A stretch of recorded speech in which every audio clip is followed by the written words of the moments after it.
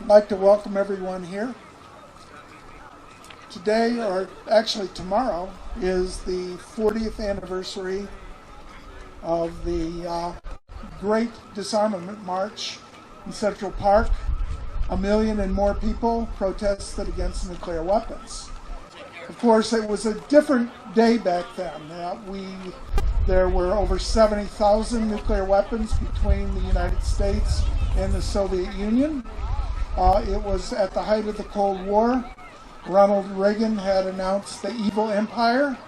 The Reagan administration announced deployment of Pershing and cruise missiles to Europe. Alexander Haig, the Secretary of State, was announcing nuclear warning shots over Europe if the Soviet Union advanced. Things were very ugly, and people were very concerned. There were many, many protests all over the world. In Grenham Common in England, the Women's Disarmament March up in a year later up in Geneva, New York. But a large coalition of groups, including the Freeze Campaign, Southern Christian Leadership Conference, the National Black United Front, many arms control associations, Committee for a Sane Nuclear Policy, all came together and organized the largest disarmament march in history. And this march and others, there were hundreds of other protests and marches at the same time all over the world. And this had a big impact. Had a big impact on Reagan. It led to the Intermediate Range Nuclear Missile Treaty about 5 years later.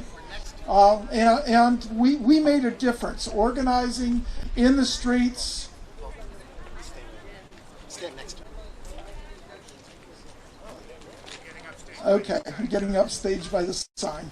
So we are here, and for our first speaker, I'm asking the Peace Park Anti-Nuclear Vigil. Philipos Melaku-Bello has been maintaining it since we lost Ellen Thomas and William Thomas and Concepcion.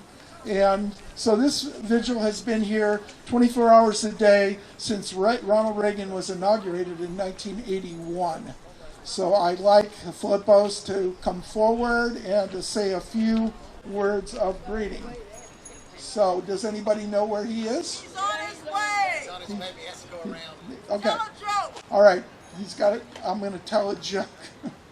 So I want to welcome everyone here. We have a number of people live on Facebook. We are recording it. Ellen Thomas is co-hosting it, and she has hit the record button. At least I hope she has. And we'll be putting it up on the web. And we have a number of excellent speakers here. And we want to invite all of our friends from the March for Our Lives. We saw that, and if there's anyone who's filtered down from Gay Pride, we welcome them. And if there's anyone here from anywhere in the world, because we know this is probably the most cosmopolitan site just about anywhere, you're all welcome to join us.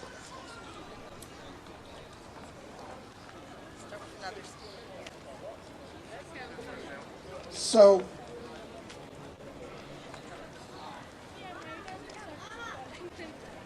Why don't you start with another speaker?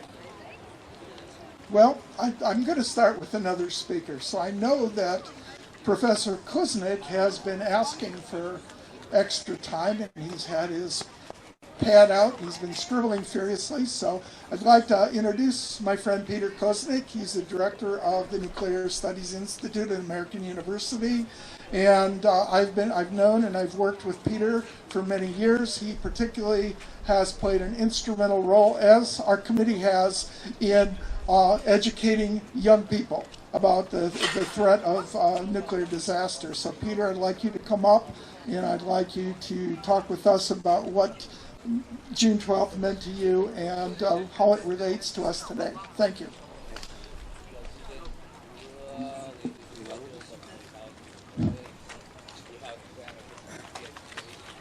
Okay, John told me I had 8 to 10 minutes. And for an academic to try to do anything, as Maddie knows, I talk for 2.5 hours in class. So I looked at it this morning and I started to try to cut out everything. Then I got here and John said that Arjun is sick, and so I could take much more time.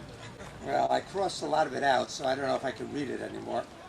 But I will start with an anecdote that I wasn't planning to say about the last time I was at a demonstration here in front of the White House. This was a few years ago when, in the same spot, Oliver Stone was in town to film his movie Snowden. So Oliver called me up and said, "Peter, come down tomorrow. I want you to watch the filming." And I got there and he said, "Peter, we need you in the movie." He said, "I need an academic there to hold up an anti-war sign when Snowden and his girlfriend, Joseph Gordon-Levitt and Shailene Woodley, walked down Pennsylvania Avenue in front of the White House. There's an anti-Iraq war protest going on." So he gives me a sign to hold. He doesn't say, well, he did say that since I wasn't dressed for it, that he was going to get me a jacket and tie from the wardrobe people, as I never wore jacket and tie at a demonstration, but he wanted me to wear it. So I wore it on, and he didn't tell me what to do, just said, "Hold up the sign." He didn't tell me where to look or what to do. And they walked down the street, and they did about 10 takes of them walking down the street, me holding the sign. When I saw Oliver for dinner that night, the first thing he said is, "Peter, you fucked up my movie." He said, "You were staring right into the camera." I didn't know where I was supposed to be looking. That was the most interesting thing going on. When he came to screen it before he came out, he screened it for Bill Binney and Tom Drake and Ray McGovern and me. He said, "Nobody else is going to know, but I know that you fucked up the movie." So if you see watch Snowden again, it's actually a very good movie and grows on you. The more you watch it, you'll notice that scene. But to talk about today's topic, I didn't exactly prepare what John thought I was going to prepare. So I'm going to, the historian in me is going to come out a little bit. Because we meet today at a moment of supreme peril, much as did the million protesters who gathered in New York Central Park 40 years ago tomorrow. In fact, the world today is even more dangerous than it was 40 years ago, despite Reagan's nuclear saber rattling, his support for death squads in Latin America, and his training of Islamic terrorists for the proxy war in Afghanistan. We currently face the most dangerous moment since the Cuban Missile Crisis, 20 years before the New York March. Remember that at the height of that crisis, Khrushchev never put Soviet nuclear weapons on high alert, something that Putin did the first week of the invasion of Ukraine. And remember that we escaped nuclear war in 1962 partly through the determined efforts of Kennedy and Khrushchev, but mostly through pure, blind, dumb luck. We avoided war in the 1980s through a mobilized and committed public across the entire planet and through the commitment to nuclear abolition of Mikhail Gorbachev. The question before us is how will we avoid it this time with what's going on in the world now? Putin is no Gorbachev, and he's not even a Khrushchev. And Biden is certainly no Jack Kennedy. The way he's going, he may not even be a Ronald Reagan. So today, once again, the future of mankind hangs in the balance, and planetary survival is not guaranteed. We're all very aware that tomorrow is the 40th anniversary of the biggest and most consequential anti-nuclear march in U.S. history. But is everybody also aware that yesterday was the 59th anniversary of the most enlightened presidential speech of the 20th century, John F. Kennedy's extraordinary commencement address at American University, where I teach. Since other people are going to talk about June 12th and its relevance to today's crisis, I'd like to first take a few minutes to talk about June 10th, because in many ways, the June 12th, 1982 outpouring of hope and determination was inspired by Kennedy's message 19 years earlier. Kennedy's speech came just 8 months after the world had teetered on the brink of nuclear war during the Cuban Missile Crisis.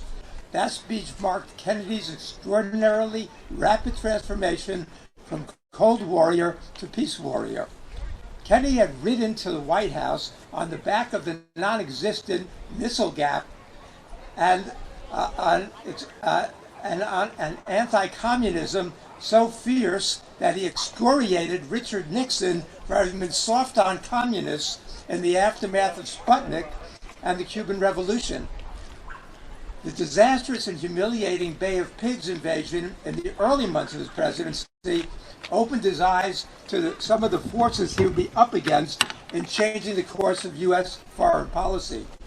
It was then that he excoriated those CIA bastards and Joint Chiefs sons of bitches, as he called them, and he threatened to shatter the CIA into 1,000 pieces and scatter it to the winds. During the following year's Cuban Missile Crisis, those same CIA bastards and Joint Chiefs sons of bitches pressured Kennedy to bomb the missile sites in Cuba, invade the island, and topple the Castro government. Advice we now know would have triggered World War III. But Kennedy resisted, and his learning curve bent sharply upwards.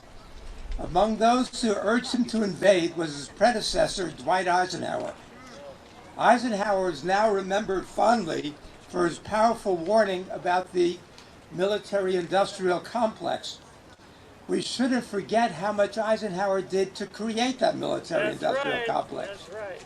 During his 8 years in office, from 53 to 61, during that time, Eisenhower increased the size of America's nuclear arsenal from about 1,000 weapons to 30,000 nuclear weapons. During that time, Eisenhower went from having one finger on the nuclear button to having dozens of fingers on the nuclear button. During that time, nuclear weapons went from being our last recourse to being our first recourse, and the idea was to shoot off our entire nuclear arsenal at once and the start of the war. So that was Eisenhower's contribution. Kennedy had a lot to contend with when he took office. As Eisenhower astutely commented, he was leaving his successor a legacy of ashes. That legacy was almost realized in 1962. Following the missile crisis, Khrushchev reached out first to Kennedy with a gesture of friendship and an appeal to halt the madness. Understanding how close they had come to nuclear annihilation and how little control each could exercise over the outcome, Khrushchev wrote Kennedy a long letter on October 30th, stating, quote, "Evil has brought some good.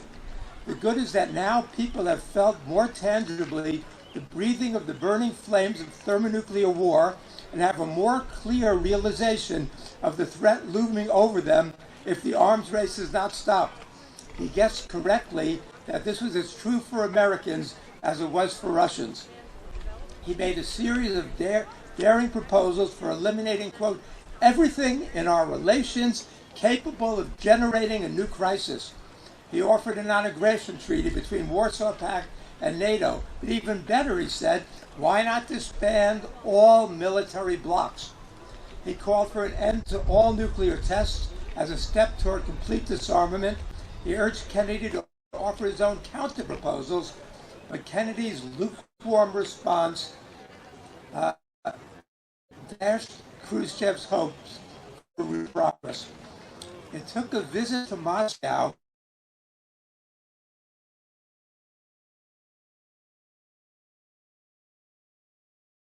the impasse. Cousins had been one of the leading critics of nuclear madness ever since the bombings of Hiroshima and Nagasaki. Knowing Cousins was about to depart for Moscow, Kennedy asked him to help convince Khrushchev that Kennedy, too, wanted to improve relations and negotiate an arms control treaty. Cousins and Khrushchev met for over 3 hours, during which Khrushchev said something that in its haunting simplicity and incontrovertible truth still resonates 60 years later. Khrushchev said, "Peace is the most important goal in the world. If we don't have peace and the nuclear bombs start to fall, What difference will it make whether we are communists or Catholics or capitalists or Chinese or Russians or Americans? Who could tell us apart? Who will be left to tell us apart? Khrushchev was sincere in his abhorrence of nuclear war, having a decade earlier, after his initial briefing on the devastation that such a war would cause, been unable to sleep for days. Prospects for a test ban treaty looked good until Kennedy, under pressure from U.S. hawks, sharply increased the number of on-site inspections that the U.S. would demand. With prospects for a treaty faltering, Cousins returned to Moscow to speak with Khrushchev in April 1963. Kennedy sent Undersecretary of State, a former U.S. Ambassador, Averell Harriman, to Moscow. Harriman cabled Kennedy that Khrushchev, quote, meant what he was saying about peaceful coexistence. Harriman and Khrushchev attended a U.S.-Soviet track meet at Lenin Stadium. The crowd went wild when the American and Soviet runners marched onto the field arm in arm. Then Harriman and Khrushchev rose to a huge ovation. Harriman said he saw tears in Khrushchev's eyes. Cousins conveyed Khrushchev's frustration with Kennedy's thus far tepid response. Kennedy asked Cousins if there was anything he could do to reassure the Soviet leader of his sincerity. Cousins urged Kennedy to give a stirring speech calling for ending the Cold War and starting a new era of U.S.-Soviet friendship. Cousins even submitted a draft of the speech, which Ted Sorensen and other close Kennedy advisors built upon without any input whatsoever from the CIA, State Department, or Joint Chiefs of Staff, all of which they knew would try to sabotage it. In it, on that momentous occasion, Kennedy proffered his new impassioned vision for world peace to American university students, faculty, and guests. He said he had, quote, chosen this time and place to discuss the most important topic on earth, world peace. He explained, what kind of peace do I mean? What kind of peace do we seek? Not a Pax Americana enforced on the world by American weapons of war. He elaborated, I'm talking about genuine peace, the kind of peace that makes life on earth worth living, the kind of peace that enables men and nations to grow and to hope and to build a better life for their children. Not merely peace for Americans, but peace for all men and women. Not merely peace in our time, but peace for all time. He insisted that war makes no sense in an age when a single nuclear weapon contains almost 10 times the explosive force delivered by all of the Allied air forces in the Second World War. But he wasn't finished. He next called for re-examining our attitude toward the Soviet Union. It is sad, he said, to realize the extent of the gulf between us, but it is also a warning to the American people not to see only a distorted and desperate view of the other side. The alternative to peace, he said, was simply unthinkable. Quote, today, should total war ever break out again, all we have built, all we have worked for would be destroyed in the first 24 hours. With that recognition, he went even further.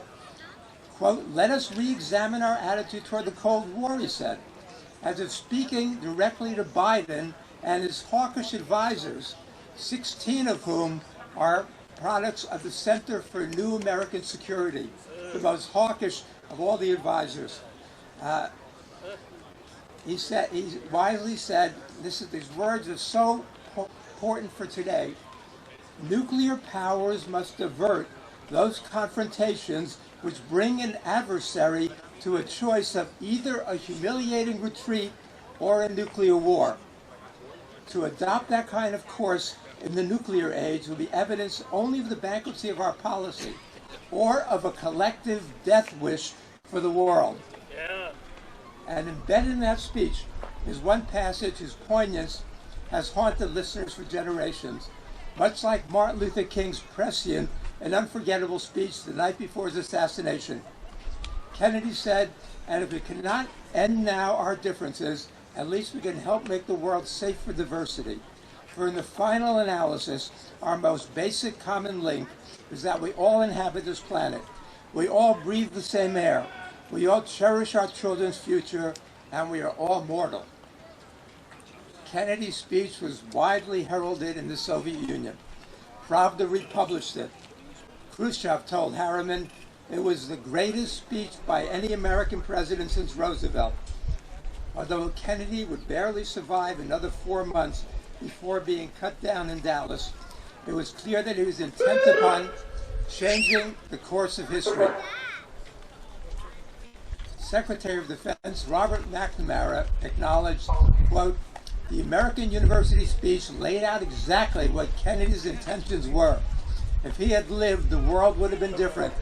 I feel quite confident of that."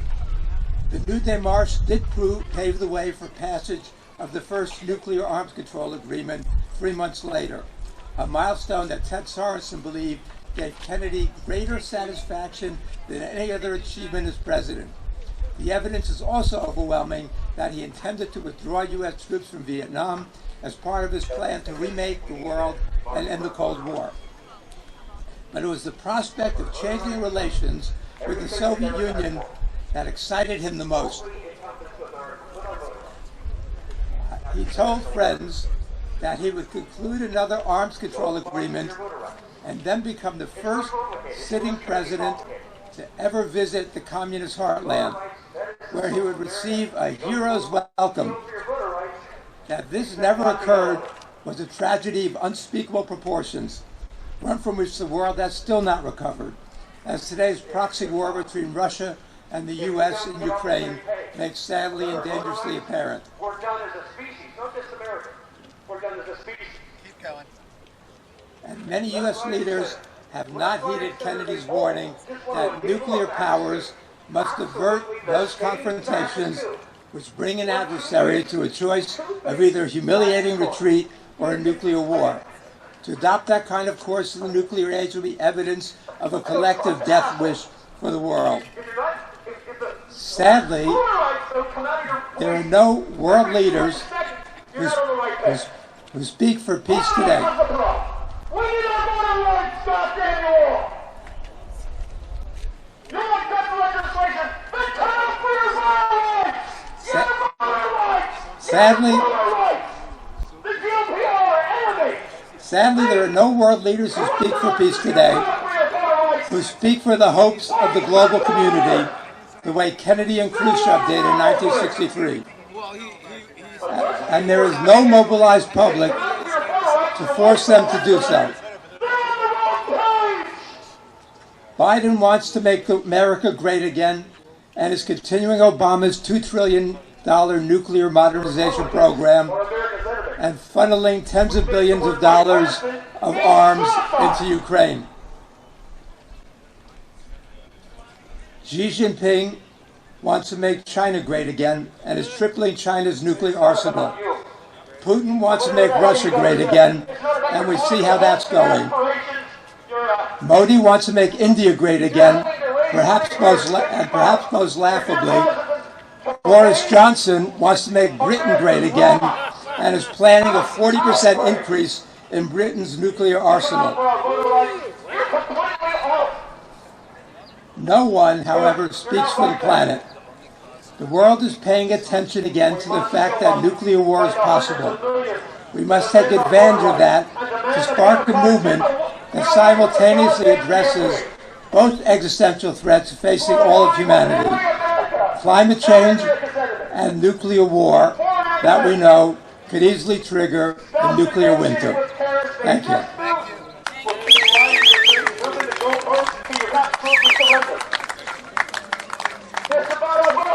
So I'd like to ask Philipos to come forward. Philipos has been keeping alive the Peace Park anti-nuclear vigil since we lost Concepcion. We intended to start out with you, but you're here now, so I'm going to fiddle with this a little bit. Can you do it? It's about our voter rights. Everything America wants is embodied in our voter rights. We have to get on the same page, America. Okay. We're not united in anything. First of all, we're not against voter rights. We're okay with people having their voter rights. When people try to act like that's what we're against, let's make it clear. We're not appeasing anybody. We're fine with people having their voter rights. Now, the biggest threat to climate change is actually dropping a nuclear device. A nuclear device will change the climate immediately. Yet, still, the other part of standing up for climate change is 100% legitimate. We're not against that either. If I go on and speak about the things we're not against, we'll be here for months. The Treaty on the Prohibition of Nuclear Weapons was voted on in the United Nations on July 7, 2017, by a vote of 122 nations in favor, 1 nation against, and 1 nation in abstention. It was opened for signature by the Secretary General of the United Nations on September 20th, 2017. The prohibition went into effect, as we all know, and is on the sign right behind me on January 22nd, 2021. Yet, the nuclear powers are still in non-compliance and willing to escalate their numbers of these nuclear devices. The United States nuclear program was started on October 21st, 1939. Before the Cold War, the U.S. conducted 1,054 nuclear tests, not several in New Mexico, not 1 in the Redwoods, 1,054 nuclear tests. That's according to the Brookings Institute article from October 4th, 2013. According to the same article, it is estimated that the U.S. produced 70,000 nuclear weapons since 1945. Some have been disabled, some have been decommissioned. As of January 1st, 2022, the estimated global warhead inventory is Russia, 5,977, the U.S. 5,428, China 350, France 290, England 225, Pakistan 165, India 160, Israel non-admittance 90, and North Korea 20. That's according to January 1st of this year. The U.S. nuclear devices are trespassing on nations that are themselves considered nuclear free. So they're trespassing there. July 16th, 1945, the United States started its Manhattan Project. In Hiroshima, the device was dropped on August 6th, then on August 9th, on the people of Hiroshima, Japan. Now, we do understand that, well, I want you to understand, I hope I don't sound like I'm saying these things forceful. I'm saying these things because I think I need to be amplified a little more. Nothing against anybody in this assembly or that might walk upon this assembly and think that I'm speaking from a place of non-love. Just want to get that straight to the lookers on. Okay. There's quite a few people that I would like to thank, but as a special thank you on someone that wasn't here on any kind of way daily, Mr. Mitch Schneider, who did provide roofs over heads of people that did this, including providing a roof over the head of my band as we would tour through the DC area and as I would come and sit some overnights back then for my father's good friend, William Thomas Hallenbeck Jr. So, it's not a day I can say enjoy this day because we know what tomorrow's anniversary is, but keep in power and not nuclear power.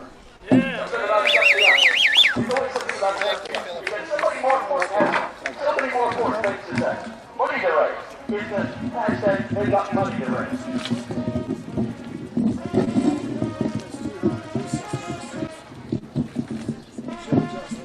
Now, I cannot wait until we're done. I cannot wait. Because this is the definition of emergency. So next I'd like to bring up one of our most beloved cultural workers, who's the leader of the Black Workers Center Chorus, and she is a song leader par excellence, and Luci Murphy always reminds us that cultural work is central to the work that we do. It's not dinner music. So without further ado, Luci Murphy and friends. Good afternoon. The members of the Black Workers Center Chorus, with the exception of Kathleen Kilpatrick, have had some traffic difficulties this afternoon. We are a representative of the 1DC Black Workers Center. We stand for justice and peace. And we're going to start with a song that most of you know and we expect you to sing. I'm going to lay down my sword and shield. Well, what you say? I'm going to lay down my sword and shield. Down by the riverside, ain't gonna study war no more, no war no more. I ain't gonna study war no more. Ain't gonna study war no more. I ain't gonna study war no more. Ain't gonna study war no more. Ain't gonna study war no more. Nuclear weapons are a burden. I'm gonna lay down my burden. Down by the riverside. Where? Down by the riverside. The Potomac? Down by the riverside. I'm gonna lay down my burden. Down by the riverside, ain't gonna study war no more, no war no more. I ain't gonna study war no more. Ain't gonna study war no more. Ain't gonna study war no more. I ain't gonna study war no more. Ain't gonna study war no more. Ain't gonna study war no more. Shut down the war machine. I'm gonna shut down the war machine. Down by the riverside. Down by the riverside. Down by the riverside. I'm gonna shut down the war machine. Down by the riverside, ain't gonna study war no more, no war no more. I ain't gonna study war no more. Ain't gonna study war no more. Ain't gonna study war no more. I ain't gonna study war no more. Ain't gonna study war no more. Ain't gonna study war no. Kathleen, let me see if they got it. I ain't gonna study war no more. Ain't gonna study war no more. Ain't gonna study war no more. Oh, I ain't gonna study war no more. Ain't gonna study war no more.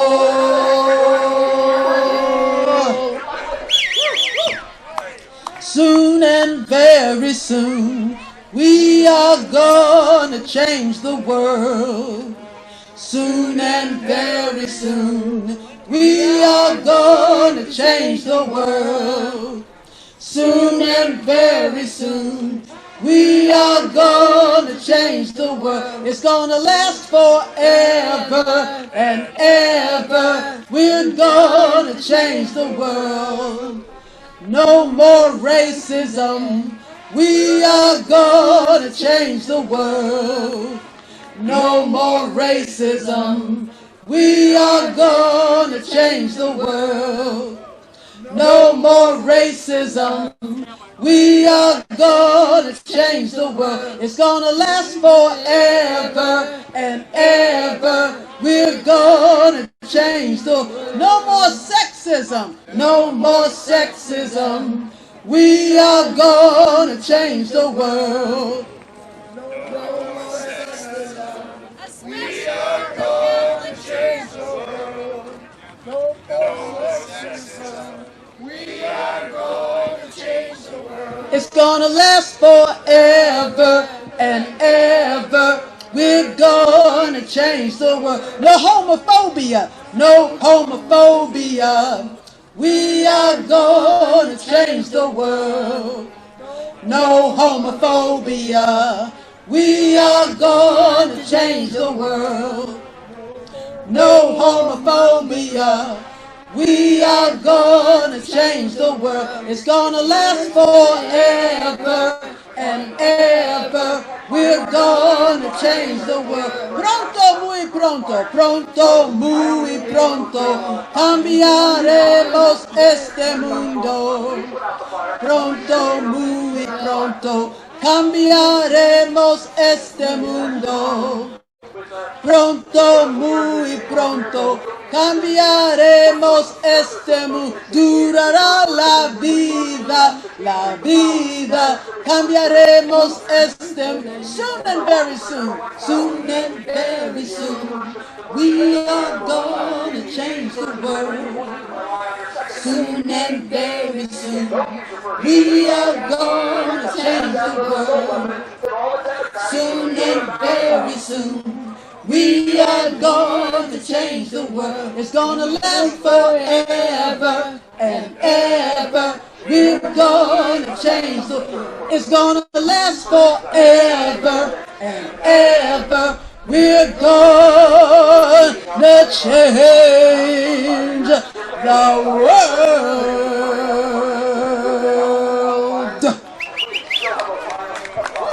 Back to John Steinbach. Thank you, Luci. Luci has to go. A Black Workers Center has another program to attend. So shortly we're going to hear from Reverend Daughtry in three or 4 minutes. But before that, I'd like to bring Mel Hardy up. Mel wears a lot of hats, including the Hiroshima Nagasaki Peace Committee. But today I think he's going to talk about the Poor People's Campaign. I think everyone knows next weekend there's going to be a major rally, and we really need to all get behind that in a big show of solidarity. So Mel, come on up and talk about the connection between the Poor People's Campaign and abolishing nukes. Thank you so much, John. What we have is the expression by Americans about the matter of voting rights. We have the expression by Americans about the perils of this moment in which our world is in nuclear threat. Both issues, the issue of individual voting rights and the issues of nuclear peril, are both existential issues. They are related.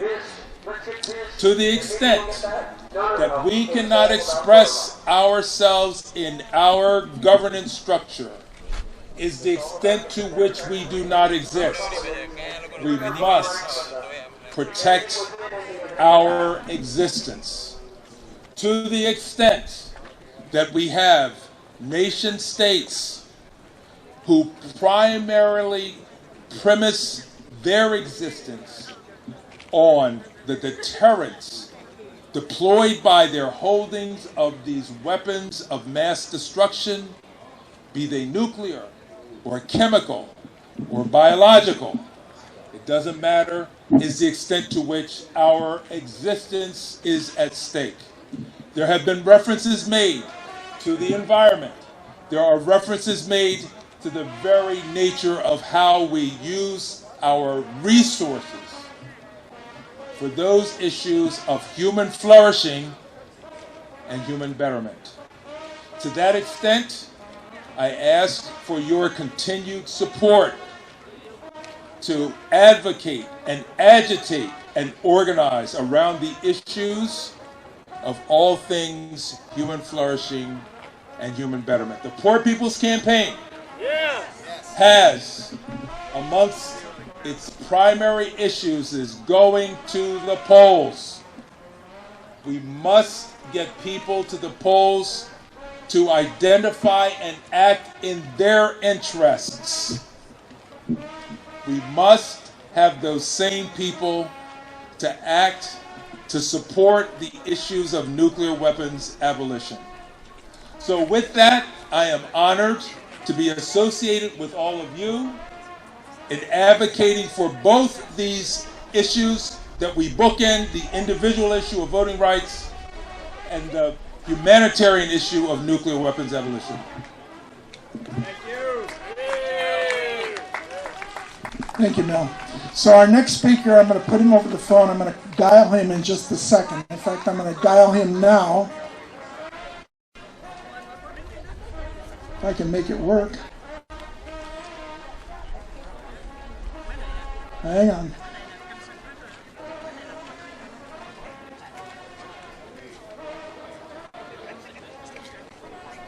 All right, so Reverend Herbert Daughtry was the co-chair of the June 12th protest, and he has a Washington, D.C. connection, which is why we asked him to speak. So for those who know their history, there were some major issues with organizing. There were some of the organizers, particularly some of the white liberal organizers, that were uncomfortable that there were two people that were wanting to bring in broader issues, like we're talking about today, environmental issues and human needs issues and racism and so on. And they felt that the protest needed to be a single issue protest.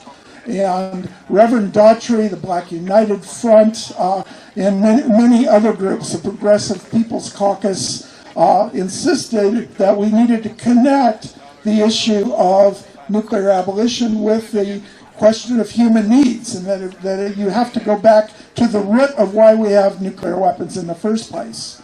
And Arjun Makhijani is going to be talking about that a little bit later.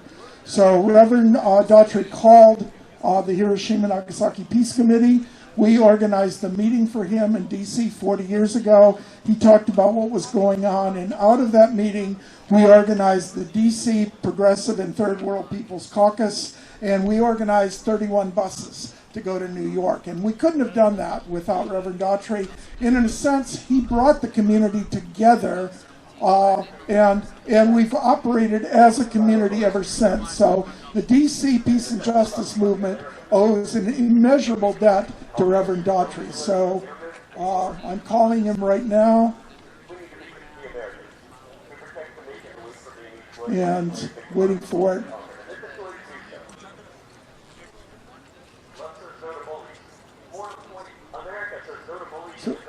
All right, so Reverend Daughtry is on now, so he can start talking.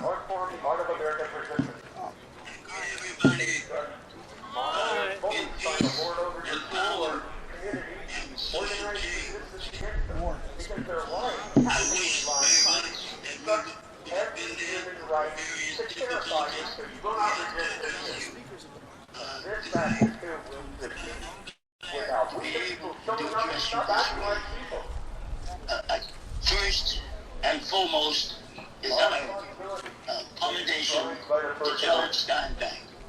He's been a long-time friend, long-time ally in the struggle for freedom.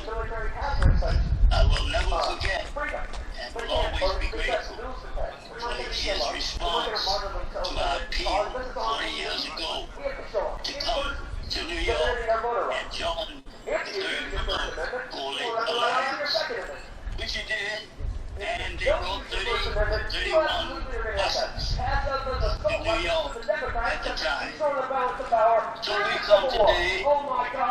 today, 40 years later, lifting up the same issues. Why, we could feed everybody in the world. There's only, 7 billion people in the world.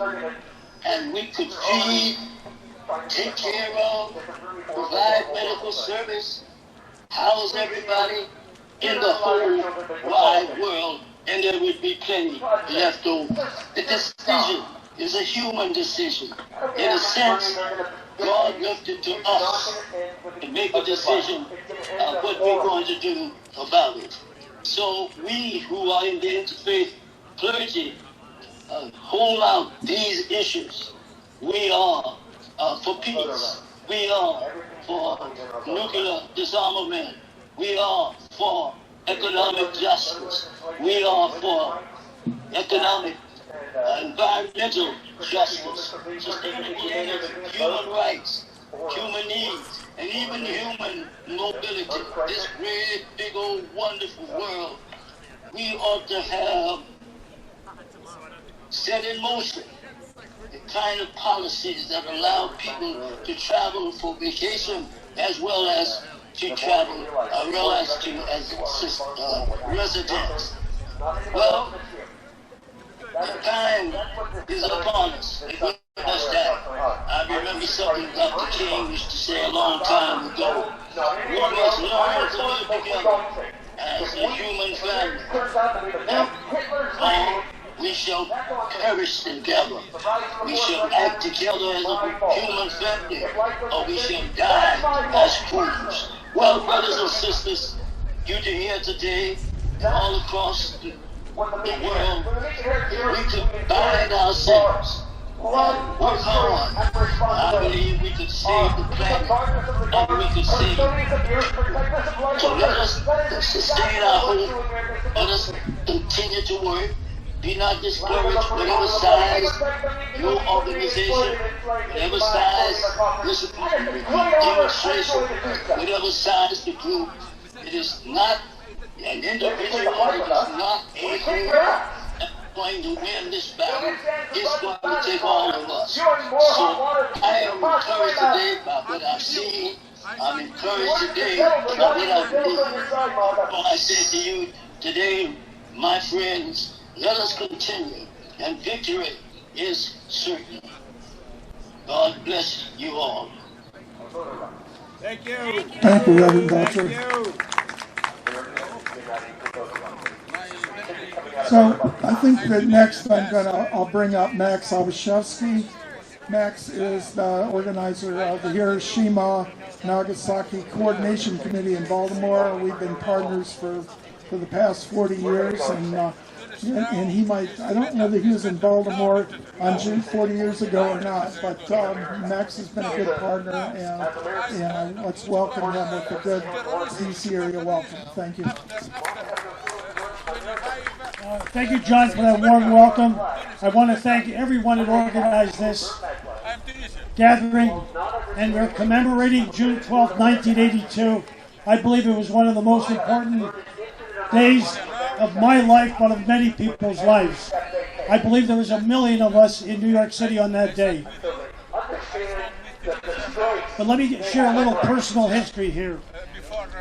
Some of you might remember August 1977, Elvis died.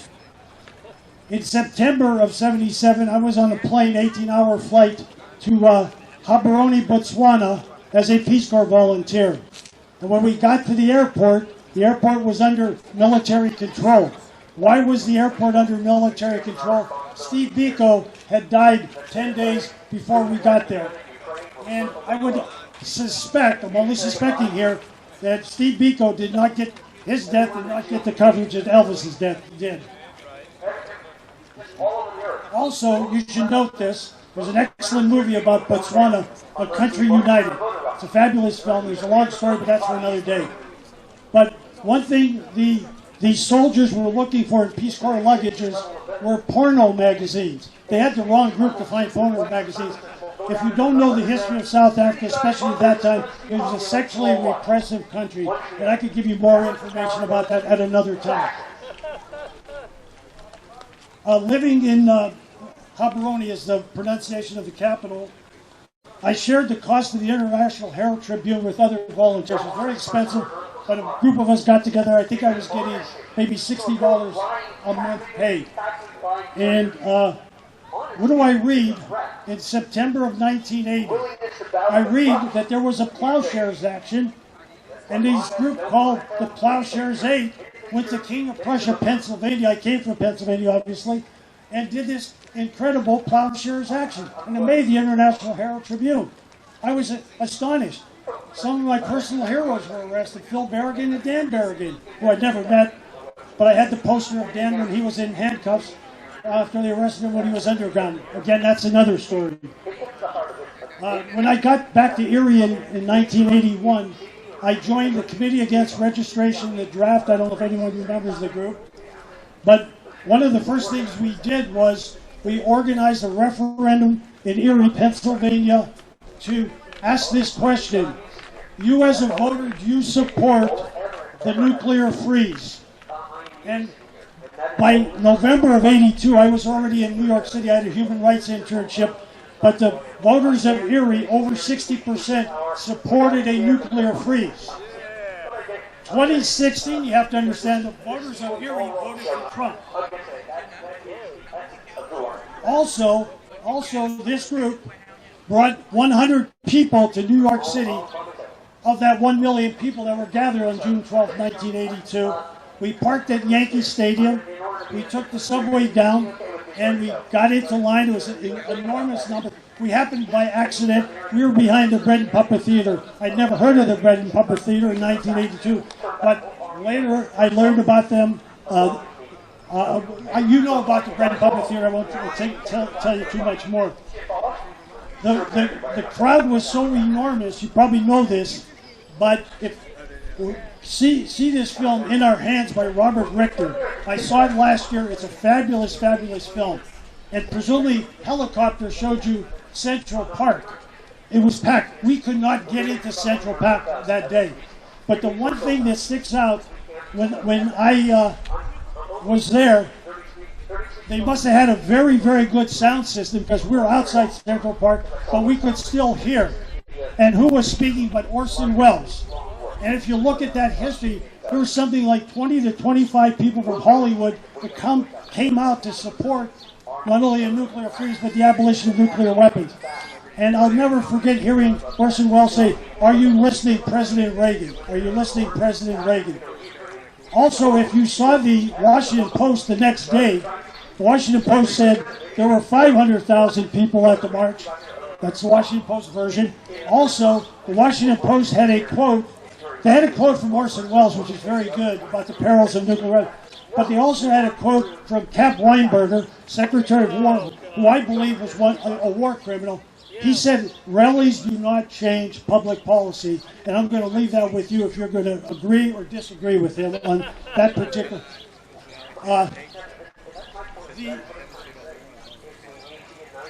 Now remember, John told me I could speak for 3 to 4 minutes. Orson Welles actually had 11 minutes, and if you want to have a treat, go to YouTube, because you can hear Orson Welles at the anti-nuke march. It's on YouTube. Also, I heard people talking about voting rights, which some of us here today were arrested over there November 17th, 2021, calling for voting rights in this country. And many of you know my barrister, Mark Goldstone. 2 of us from Baltimore asked for a trial, and the barrister told me later they never even had me on the docket. Again, that's another story for another day. Now, if you see the documentary, at the very end they showed the arrest that took place at the United Nations, which I didn't know anything about until afterwards. And who do I see in the documentary? But there's Phil Berrigan and Elmer Moss from the Plowshares 8 being taken away by the gendarmes up in New York City. I arrived in Baltimore in 1983, and I was with Phil Berrigan when he did 5 of his 6 plowshares. Obviously, the first one I was in Africa. The next 5, I was with Phil Berrigan. And I'm opinionated and also biased, but I'm going to say, 1, he was a prophet, and 2, I think he was the greatest anti-nuke voice that we have had in this in this country. The other thing I want to say, though, is I'm wearing this shirt. This is Sister Artie Platty's shirt, another great anti-nuclear resistor. I'm honored to have her shirt today. If you don't know this, she made the New York Times. Her obituary was in the New York Times, and I was so glad to read that. Phil Berrigan did not get an obituary. I'm not comparing, but I'm just telling you about the facetiousness of the media. I want to end with this. John has already talked about what we do on August 6th and 9th, both in Baltimore, D.C., and other places, Frederick, and who would come, and it was so honored to be in a room with people that actually, and you know them, the Hibakusha, actually experienced the bomb. I mean, Setsuko Thurlow came to Homewood Friends. She was also at the museum where the Enola Gay is. And that's the first time I met her. And what they said to us is never again. And we have to remember that never again. Also, I think the June 12, 1982 was called the No Nukes Rally. So we have to say no nukes. My last comment is we have to remember those who are gone. And we have to pick up the mantle. And we have to do the work. And we have to be engaged in nonviolent resistance. I thank you for this opportunity. I'm going to be next. Thank you, Max. And we're going to be in touch with you, Max, because the atomic bomb survivors are sending 5 to 7 Hibakusha to New York for the NPT review. And this may be the last time that old Hibakusha comes. So we're planning on having a lunch for them. So you're going to be one of our invited guests. So we'll be in touch. Just a quick mention. You brought, again to Baltimore, you brought those 2 Korean women. We did. And it was a remarkable situation. If you were at home with friends that day, they had never spoken before. They were so moved by what was going on in that room in the library, and they spoke. It was so Thank you, Max.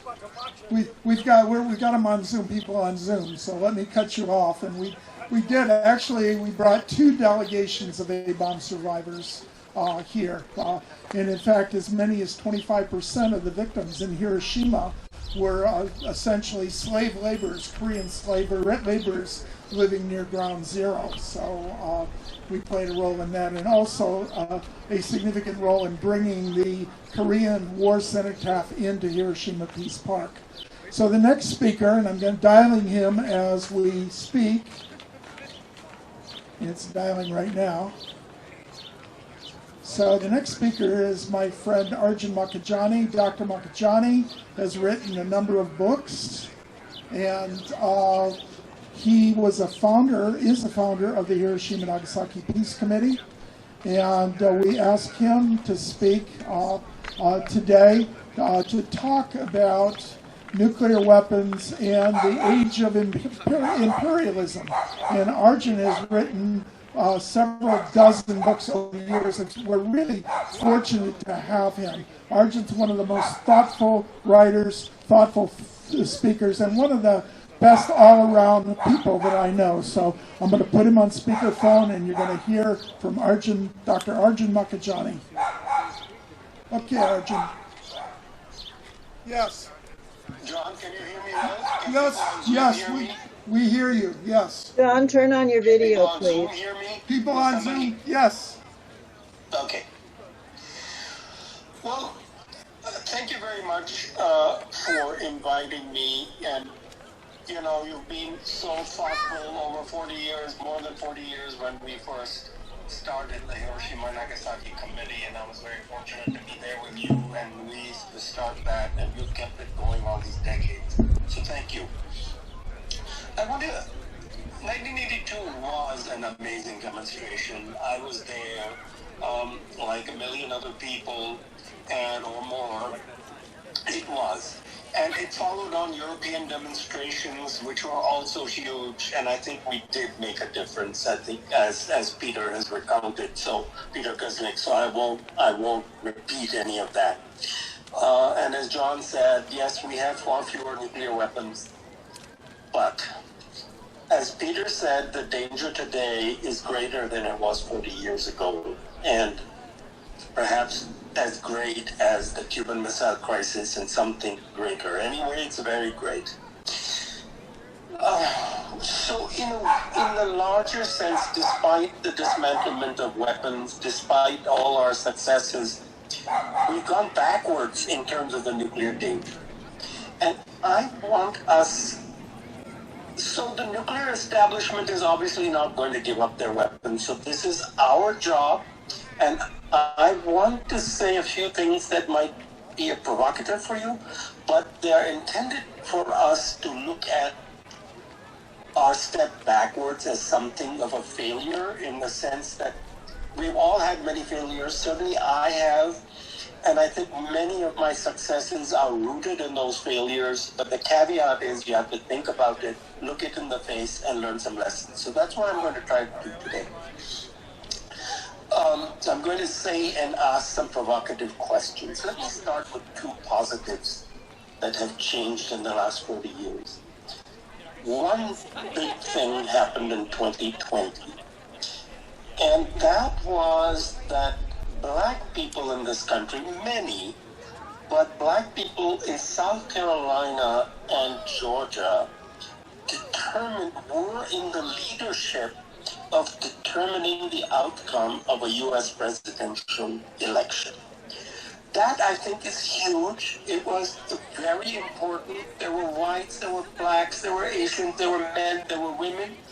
But it's clear that in those two states, there was a historic change that had happened in this country that had not happened since 1619.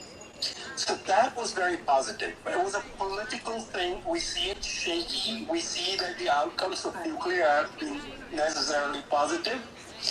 But on a larger scale, I want to point to something else. In the last 40 years, I think millions, billions of people recognize that the extractive idea, living with the idea of domination with nature, against nature, is wrong. And that there was something in indigenous wisdom that's very important, looking out 7 generations, that we need to adopt. By we, I mean everyone in the world. Those are two very positive changes, I think, that we can build on. And I'm going to ask questions about where we are so we can get there. So, it's often said that nuclear weapons would destroy civilization, or civilization as we know it. And those who run the civilization, of course, also know that. So I want to ask, what do they say about this civilization? So my first thing is, President Truman, when he assumed office, did not know about nuclear weapons. He was briefed by the Secretary of War, Henry Stimson, on April 25th, 1945. And this is part of what Henry Stimson told him. Quote, this is a quote. If the problem of the proper use of this weapon can be solved, we would have the opportunity to bring the world into a pattern in which the peace of our world and our civilization can be saved. So what is the nature of the civilization whose peace depends on nuclear weapons? And what kind of peace can be brought to us by nuclear weapons? Well, almost exactly a decade later, after the thermonuclear explosions and tests had happened in the Pacific, Churchill made his last speech to the Parliament, the British Parliament, and this is what he said. It's promoted as a note of optimism. This is what that optimism in this civilization and that peace, nuclear peace, means. Off nuclear weapons, he said, we shall, by a process of sublime irony, have reached a stage in this story where safety will be the sturdy child of terror and survival the twin brother of annihilation. Well, that is the nature of the civilization that has given rise to nuclear weapons. And I think nuclear weapons, as all of us recognize that have worked for peace, are the tip of an extremely violent system that has... Now, there have been violent systems before Columbus. Civilizations have generally tended to be violent, and not just Western civilization, the Pharaonic civilization, the Middle Eastern ones, they've all been violent. War has been a constant in almost all civilization, maybe not all, but almost all. But this particular one that we're living in, the last 500 years, nuclear weapons are the tip, and I would suggest that's why we haven't gotten rid of them, is because they are the tip of an extremely violent system, and that we have to deal with that violent system. I've analyzed that violent system in my book, Manifesto for Global Democracy, as a system of global apartheid. We see the border of global apartheid at the U.S.-Mexican border, but it also can be seen in the redlining in U.S. cities. It can be seen in the Mediterranean between the U.S., between Europe and Africa. And today in Ukraine and Poland, we can even, and Europe, we can even see refugee apartheid. We can see the differences in how refugees are treated. Now, why do I say all this? We have tended to appeal to the establishment, and I appreciate John and Reverend Daughtry having pointed out that there's not a single issue problem. People have said, you know, if you appeal to them and they understand that everything will be destroyed, we'll be able to get rid of nuclear weapons. And the bad news is they know everything will be destroyed. We were on the edge of complete destruction in the Cuban Missile Crisis, and the aftermath of that was not the dismantlement of nuclear weapons. Now, with the Cuban Missile Crisis, it could be said that maybe Kennedy and Khrushchev thought they were very smart, they had their secret diplomacy, which they did, they were very good, they had the back channel. Kennedy agreed to remove the weapons from Turkey, you know, and they got the crisis under control, and we stepped back from the brink. But it wasn't really Kennedy and Khrushchev who were in the center of having prevented that global Holocaust. It was a commander on a Russian submarine by the name of Vasily Arkhipov.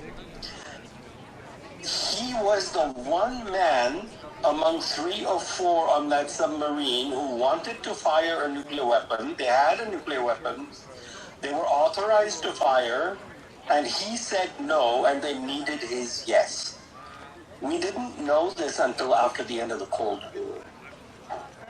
And even then, though the Cold War was over, and we knew the world had been saved by a single Russian commander on a submarine, and that we didn't even know this for 30 years after the event, we had the chance to de-alert at least, remove the weapons from high alert, and it didn't happen. And here we are. So I want to ask, why did it not happen? Why is it not happening, though they are at least as well aware that the world would be blown up? Now, I think we have failed to ask a very simple question. The nuclear weapons age started because many, like Einstein and Szilard, were afraid of a Nazi monopoly of nuclear weapons. And I think they were right about that. I've publicly said that if I were alive then, I wouldn't have had more wisdom than Einstein, and I probably would have joined. But we have not yet asked, and they did not ask, nor did they ask after the war, what would happen if the United States got a monopoly of nuclear weapons, which it did, and used that monopoly on Hiroshima and Nagasaki, and then promoted the idea that those bombs ended the war, which I think doesn't stand up to the test of history. We have 77 years of history after the United States had the monopoly of the bomb, and we haven't come to grips with the systemic idea of what the bomb was for the United States and why it really was made. And and in Vannevar Bush's mind, most people don't even know his name. All of you probably do. But, you know, he was the head of the Military Policy Committee and Weapons Development in the White House, BR White House. In his idea, it was in the service of US power. And he was a liberal, mind you. And the idea that it was deterrence for Germany, essentially, yes, it was in a way, but the targeting of Japan began 2 years before the end of the war. Germany was never targeted after that. At least I have seen no evidence. I've done a lot of research on this question. And all of the targeting was in the side of Japan. It was all about nuclear weapons. It had almost no relation to the conduct of the war. That's, you know, Gar Alperowitz has done a lot of research on this. He has shown that the generals most of the generals did not know about the Manhattan Project. And so if the use of the bomb was, if the planning for the use of the bomb was disconnected from the war, what was it really about? Yes, it was a message to the Soviets, but that was toward the end. Why was Japan targeted? What was the construction of the bomb? And that's why I quoted Stimson in the beginning. He said that the proper use of the weapon would, and now it is a paraphrase, would save a US civilization and bring the world into a pattern of peace that would be suitable for US civilization. So it's essentially a coercive civilization. It's a civilization that coerces nature and coerces people. And there's a system to that coercion. And it's not my phrase, certainly. I thought of it independently, but it turned out somebody thought of it before me. The phrase is global apartheid. You cannot maintain apartheid peacefully. People want to be free and equal. And we live in a system that has apartheid, and not only in this country, it is there throughout the world. It is there in Europe, it is there in Asia, it is there here, from the micro to the macro. And I think in many ways, women experience it even within the family in much of the world. So I think we should see nuclear weapons as the tip of an extremely violent system. And I suggested at the end that in the current context, the Russia-Ukraine war, which is extremely brutal and which should stop, I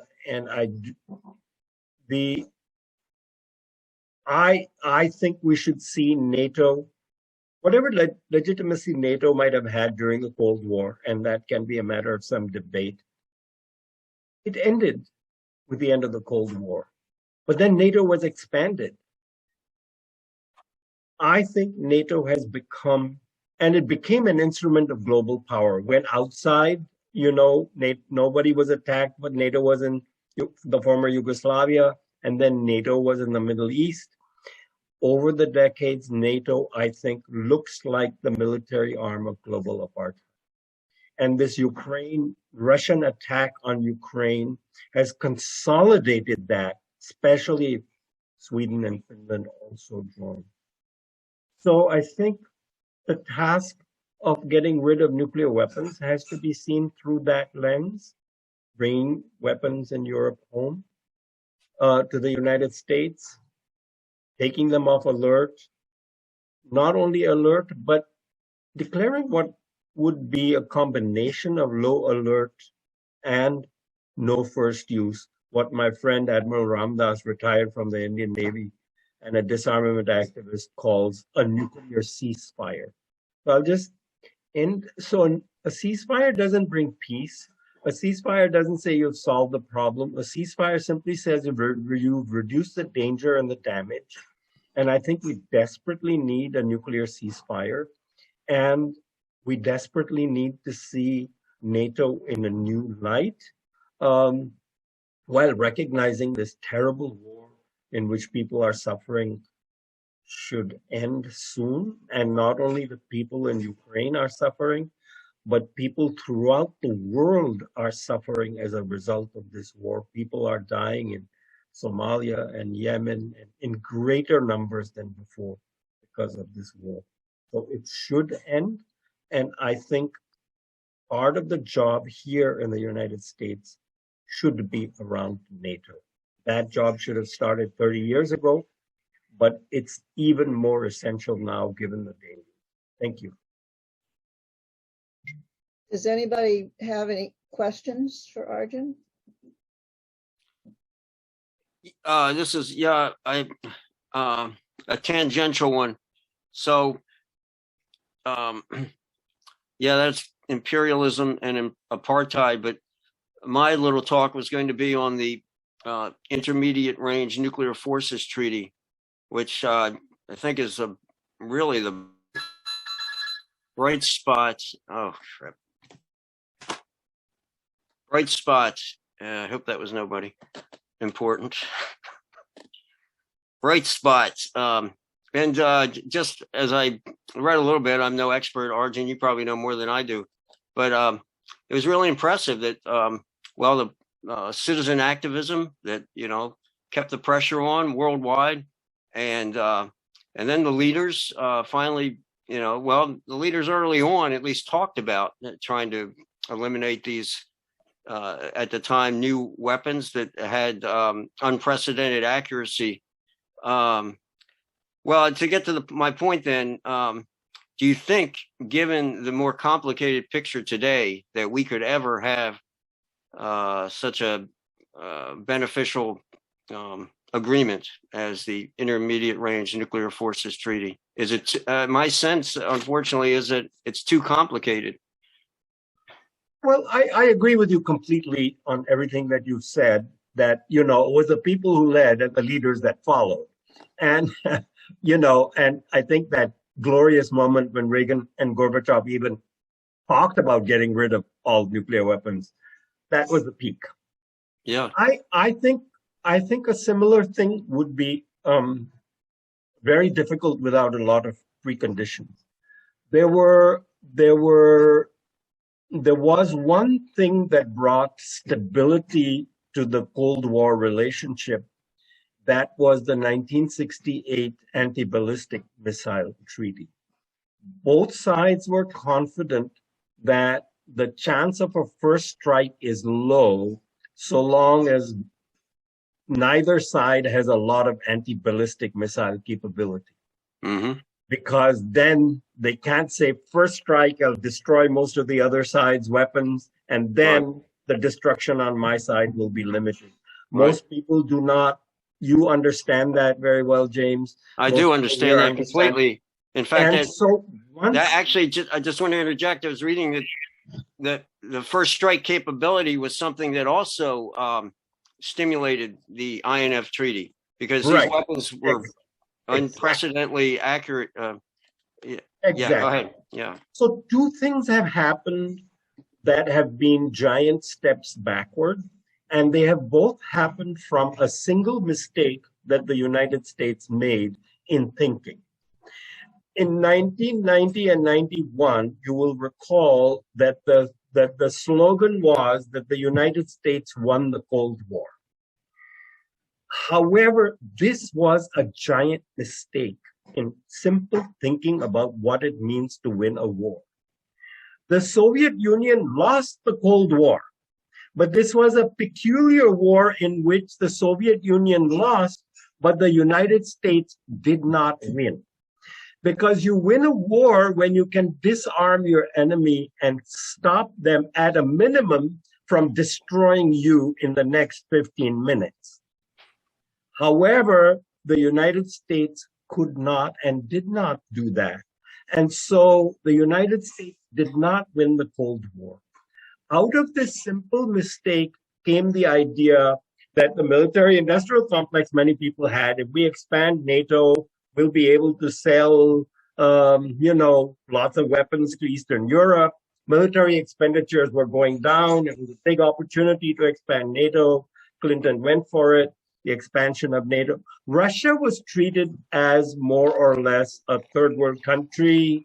Their economy collapsed, their currency collapsed, and people forgot they had nuclear weapons. People are still forgetting they have nuclear weapons. If I read even the liberal literature, they don't seem to understand that, quote unquote, defeating Russia with so many nuclear weapons is a bad way to think. Collapsing Russia is not a good way to think. I'll give you one example. I was in Siberia in 1998. We had a conference over there. And at that time, one of the great fruits of that time was tactical nuclear weapons were dismantled. I think 10 or 15,000 were dismantled in the United States. More than 20,000 were dismantled in the Soviet Union. They had a lot more weapons. In Tomsk 7 in Siberia, there are 23,000 surplus plutonium pits stored from dismantled weapons. You don't want a country with 23,000 surplus plutonium pits to fall apart, where they could wind up out of economic desperation of its people in a market where a lot of people may be willing to pay a lot of money for plutonium. So we're not thinking, and that thinking had its roots in the triumphalism at the end of the Cold War, the expansion of NATO, and the throwing overboard of the ABM Treaty. After which, of course, the INF Treaty collapsed because the INF Treaty depended on the ABM Treaty. Now we are in a situation where we don't have the basics of an agreement. And so that is why I said what I said about NATO, is that seeing NATO as a nuclear-tipped arm of global apartheid may help us think what we can do to put the basics into place of talking with the Russians. Not only with the Russians, because now the Chinese are also in the equation. They are modernizing. The Chinese had a no first use policy. Today, I wouldn't believe it, although it is still declaratory. So the Russians' policy is more or less what the US policy has been since 1945. Wasn't always that way. But now we are sort of at greater peril, and we don't have the basics of until we put this Humpty Dumpty somewhat back together. And it's going to be hard because anti-ballistic missile, the military industrial complex has at least a $10 billion a year interest in that one niche. So it's going to be hard. Right. Arjun, what do you mean by putting it back together, putting the Humpty Dumpty back together? Well, what I said, and what James pointed out quite correctly is that we had all these demonstrations. It was wonderful. We had the INF Treaty. The leaders followed, and they went where they should have gone. And the danger of a first strike went down. What I'm saying is that at that time, there was a nuclear confrontation in Europe between the Soviets and the Americans and the Europeans, in which there was an operative idea that they're not going to fight a nuclear war in Europe. And the INF Treaty was part of that agreement. But that required the two sides to treat each other as equals, not with the idea that the US is going to expand, and kind of basically cause the Russians to crumble as a country. And that required the ABM Treaty.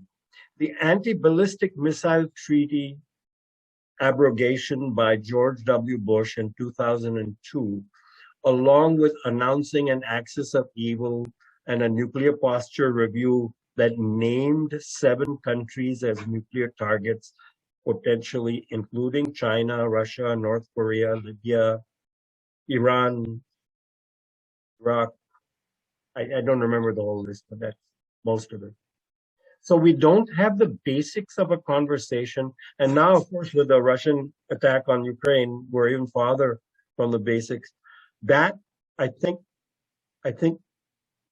yeah, getting to a ceasefire and a conversation, you'd always, when people are fighting, they're enemies.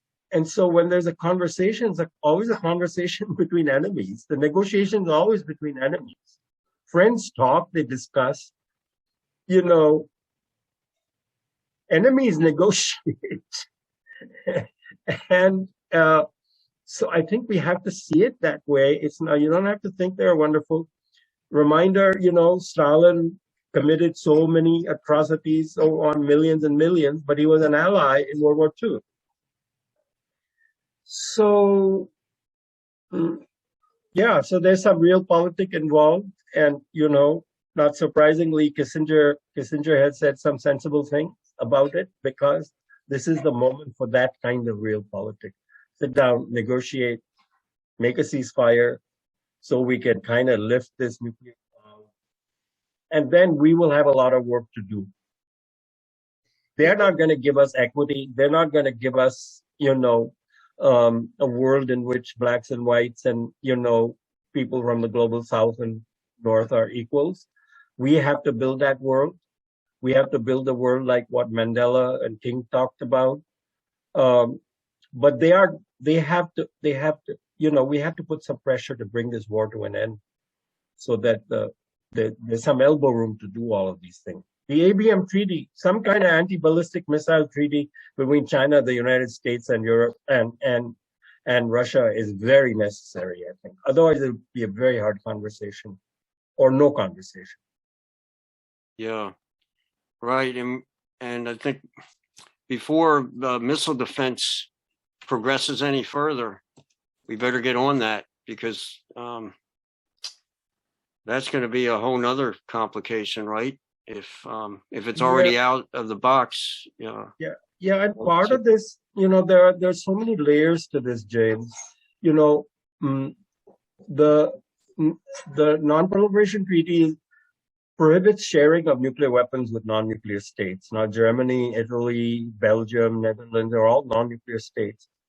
But the United States, NATO policy has nuclear sharing provisions, which in wartime, the United States would give over control of nuclear weapons to Germany, Netherlands, Italy, and so on. That's why those weapons are based over there. They're part of the nuclear sharing thing. It's never been clear whether that is legal. Many people feel that it is illegal. I'm not the lawyer to parse all the text.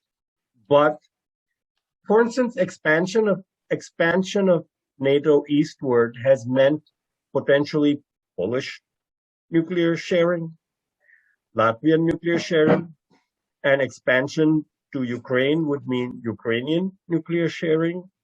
Very, very, very close to Russia. So now if you can think, what will the INF treaty, how does the INF treaty look like to the Russians? I mean, the Americans said no more INF treaty, but I think the Russians probably wanted an end to it too, and that's why they were doing things that were at least questionable, and according to the US, violations. So we've gotten into a world that let me go back to the beginning of the idea of a US nuclear monopoly and Stimson saying we can make the piece of the world that's nuclear tipped according to our views. That view came back at the end of the Cold War. And that view is now dominating the militarist, imperialistic side of US thinking. And that is very dangerous because, Russia has nuclear weapons. It's very dangerous for everyone. And China has nuclear weapons. And so how to disentangle that is going to be very difficult, but a ceasefire in between Russia and Ukraine is absolutely essential. Thank you, Arjun. Does anybody have anything that they want to say or questions you want to ask? Well, I just wanted to comment something I was going to say in my 3 minutes that, so people power is something we're celebrating today, the big rally and the global rallies that led to the Intermediate Range Nuclear Forces Treaty.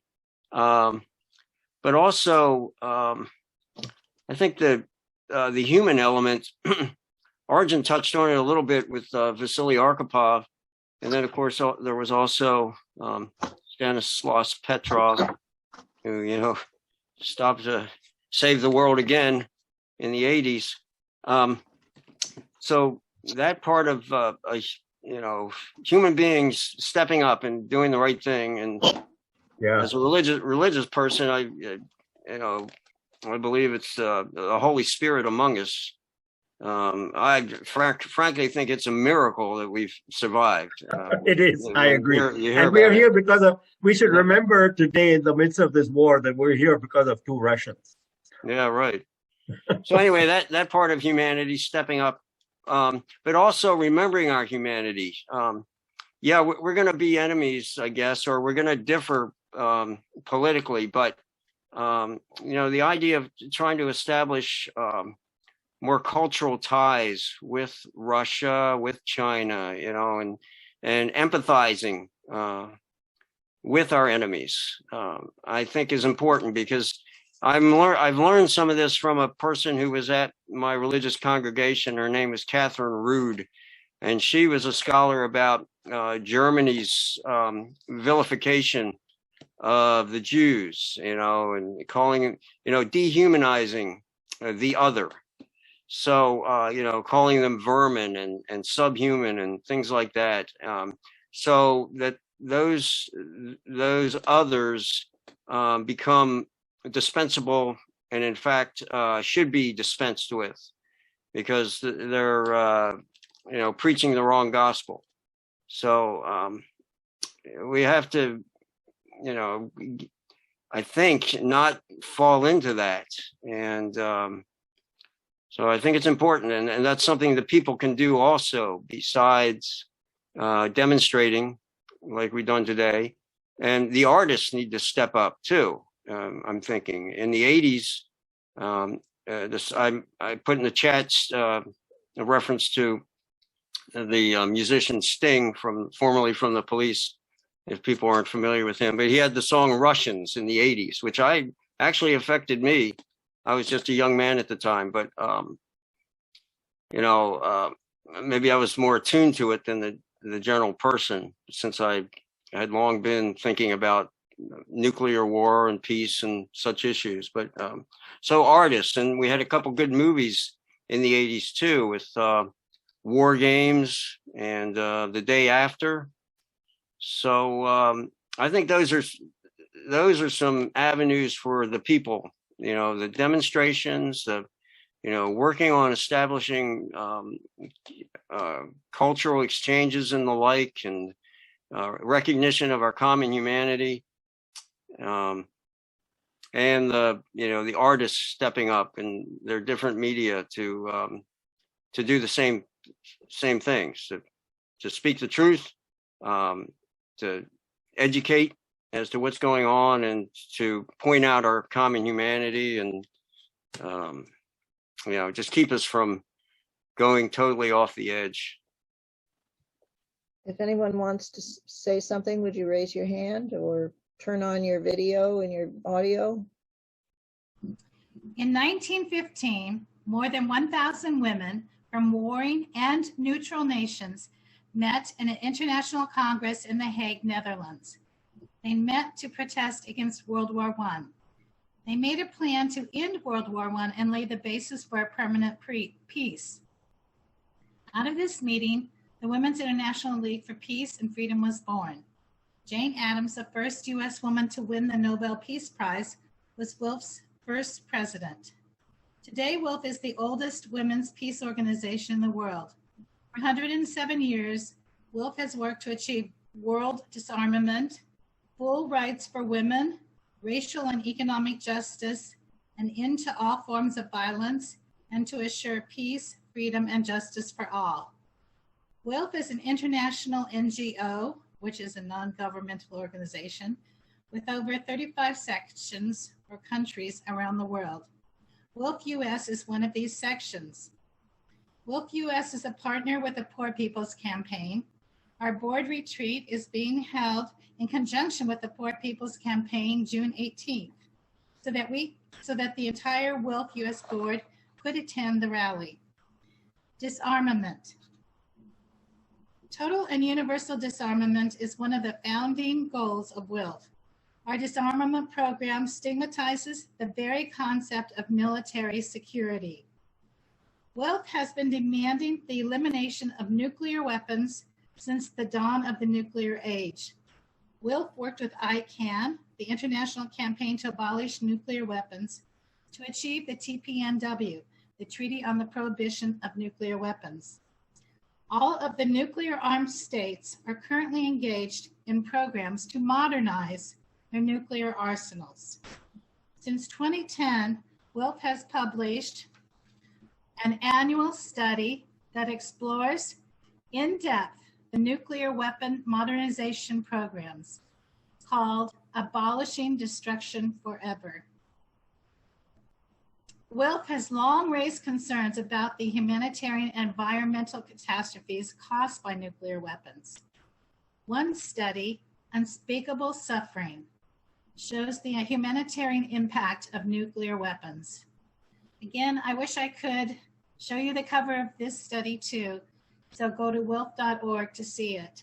It's definitely a work of art.